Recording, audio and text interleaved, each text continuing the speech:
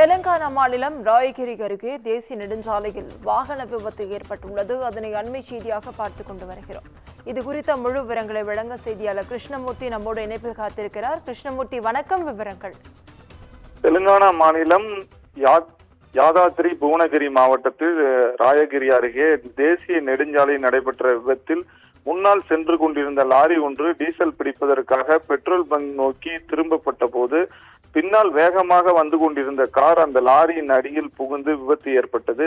விபத்தில் கார் முழுவதும் நசுங்கி அதில் இருந்த ஒரு பெண் குழந்தை ஆகியோர் உடல் நசுங்கி பரிதாபமாக உயிரிழந்தனர். மேலும் 2 பேர் படுகாயம் அடைந்தனர்.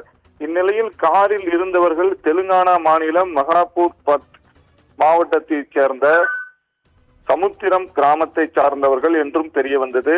விபத்து பற்றி தகவல் அறிந்து அங்கு சேர்ந்த போலீசார் காயமடைந்தவர்களை மீட்டு அருகில் இருந்த அரசு மருத்துவமனைக்கு சிகிச்சைக்காக அனுப்பி வைத்து பின்னர் வழக்கு பதிவு செய்து விசாரணை மேற்கொண்டு வருகின்றனர்.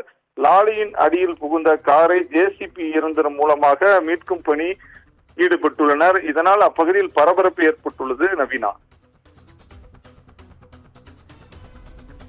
விவரங்களுக்கு நன்றி கிருஷ்ணமூர்த்தி.